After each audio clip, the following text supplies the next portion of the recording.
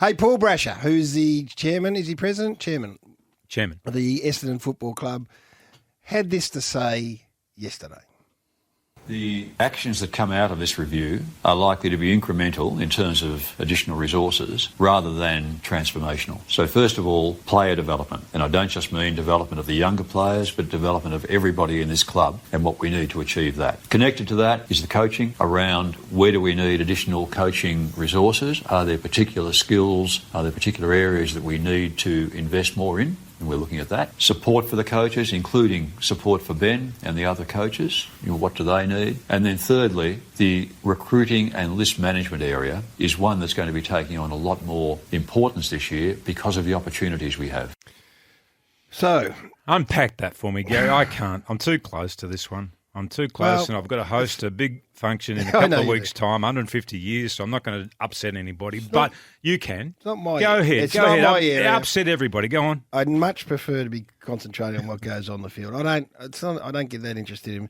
It's less than a month after Paul Brasher said we don't need a review. Yep. We've got our people in place, and I think we all sat there and went, well, that's good. If you've got people in place, you don't need to be doing a review. Let them do their job. You got confidence in them, let them do their job. And now, a month later, it's not only a review, it's absolutely wide. It is full-scale review of the footy department, player development, coaching and list management. Everything. Sheedy and Madden to be called upon.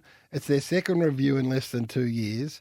Recruiting and list management is going to be important because he's conceded that they're going to finish down the bottom and get a very good pick.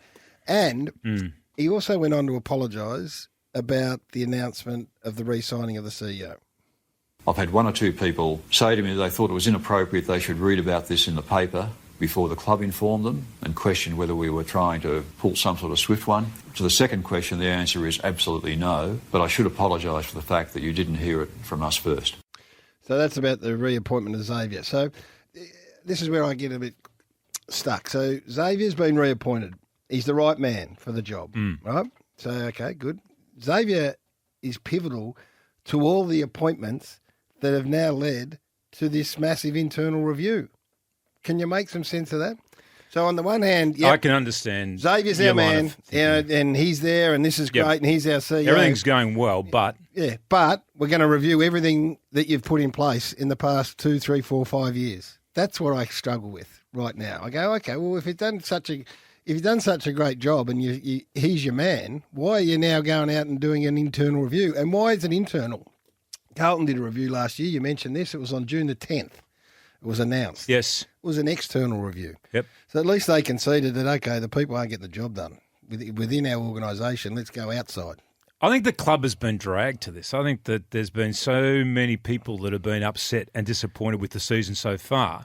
Against what they said a couple of weeks ago about conducting this. Where's your strength of your conviction? That's right. I think now they're saying, okay, we have to do something. We've got so many people there that are disenfranchised, Essendon supporters, which is fair enough. There are a lot of angry Essendon fans out there. They're disappointed in what they're seeing.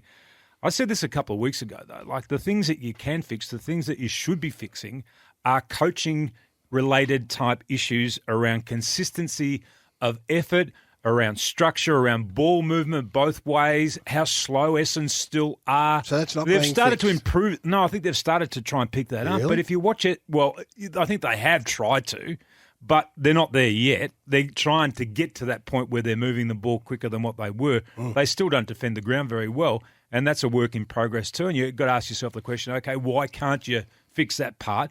And then there are all the other issues related to, going backwards with the ball, how many times they handball the ball back.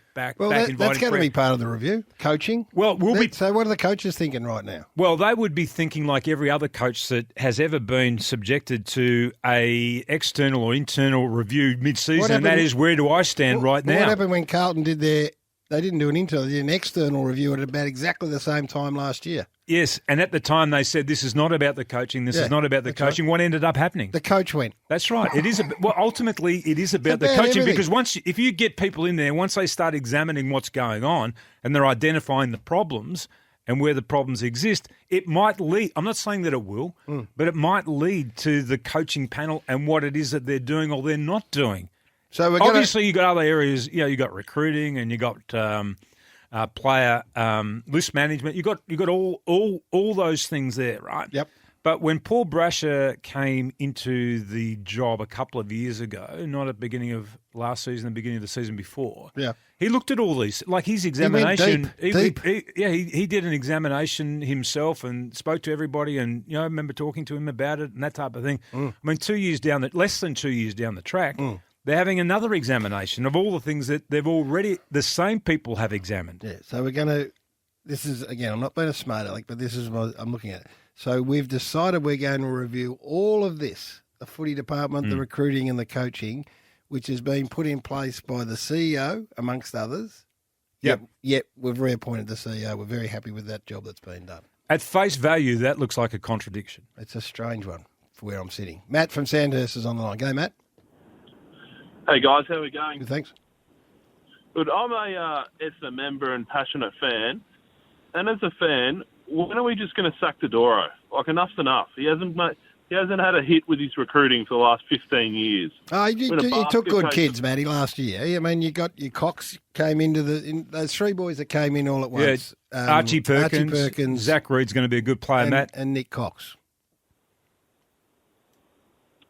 I don't know. Like, we've been a basket case for 15 years now. We've had 10 reviews in that time. Like, enough's enough. Fair enough. I think there's a bit of Matty. I think there's a bit of that sentiment out there right now. I think there's a lot of that sentiment right there, and so patience when this happens and a club hasn't performed over a long period of time is in short supply, and that's exactly what Essendon are confronting now. Richmond, Melbourne, Geelong did internal reviews that work. Carlton did an external review that seems to work. Does it matter who does it as long as the answer is found? Well, it was deemed not that long ago they didn't need one, and it's the second review in a couple of years. I guess what we're wanting to see is a result different to the one that we've spat out last time. Pete's in Essendon. Good morning, Peter. Yes, good morning, boys. Now, Tim, hand on heart, no beating around the bush. Would you like to see Alistair Clarkson coach Essendon next year? That's an interesting question. Gary has floated the same question to me this morning. I don't want to get into they put sacking. You into a headline. I don't want to be in the headline, and I don't want to go straight to sacking Ben Rutten because of what's going on. But you have asked questions about the coaching in the past, and that is he. I think he should be given time to fix that and show that he can fix that. Right. So he's only into the second year of a coaching appointment. His first job at the highest level. He's a rookie-style coach. Yep. He is making errors that young, inexperienced coaches make along the way. But as we've seen with even Al Clarkson the first couple of years that he coached at Hawthorn, he made errors as well. He was given time then to rectify those because they backed him as the coach that he actually became. So I'm not at that point yet where you'd be saying, okay, let's get rid of the coach and find another coach for the club. No, I'm not at that point. Runga in Clayton. Go, Runga. Good morning, gentlemen. Morning. Look, Tim and Gary, have a look at what happened with Carlton. We wasted about 6 years with Teague and Bolton. And everyone last year said, give him some support around the coaching. That's not what it is. Get a good coach. Look where I don't hear any Carlton supporter coming and asking about why didn't we keep Teague last year. So that's what Essendon needs to do. Righto. Just get a good coach. All right, Runga. Beat up, Gary. He said incremental, not transformational. And why do you fail to quote support for Ben? Which implies he's as safe as houses, Steve from Sunbury. Hey, I'm not beating it up, Steve. No. Your president has come out and said he's going to do the most thorough review. He's going through the whole thing, top to bottom. So there's no beat up in this. And we just spoke about Ben Rutten, and he says he needs some time. And the other thing about that is that a while ago, only 2 weeks ago, they said that they wouldn't. No review. They wouldn't do this. None needed. And pretty much the story died as a result of that statement. That's right. And now 2 weeks later. Now they've opened themselves up again to everybody questioning. Yep. They go out They go out the next game. They play against Carlton and they lose badly to Carlton. Then where's all the pressure going to go then? Yeah. Hey, Steve from Sunbury, I'm not beating it up. I'm just telling you what your president is doing with your footy club, and you are about to. They are about to embark on a comprehensive internal review after saying there wasn't going to be one. Tom's in Williamstown. Whiskey Gather, how are you, bro? Good, Tommy. Good, Tom. Now, Wisp, I love you, mate, but this is getting ridiculous. it starts at the top. I got more faith in Ben Hobbs being our captain at the moment than Dyson Heppell. I've been saying it for years. Our leadership at that club has been absolutely absent. The pat on the back mentality has seeped through this club for the last 6 years, bro. It's embarrassing, mate. How can I have more faith in an 18-year-old than a 30-year-old? Hey, bro, just tell me, why have you got so much faith in Hobbs then, right now? Because I see, you can see it. Tell me you can't see it. His aggression, his want to represent the jumper. He demands standards already. And you don't think there's anyone else there that does that right now, Tom? I'm just asking you the question. Do you think there's anybody else there outside of Dyson Heppell that has that? Absolutely. Parrish, McGrath, Merritt. I think what happens is, and I don't know if this is true, if you've got a bloke there who's, easygoing and lets you off all the time, if those boys are harsh, the player that cops the spray goes to Heppell and Heppell gives him a little pat on the back. It happened with Goddard. Goddard was the last person at that club that demanded standards, and they got rid of him.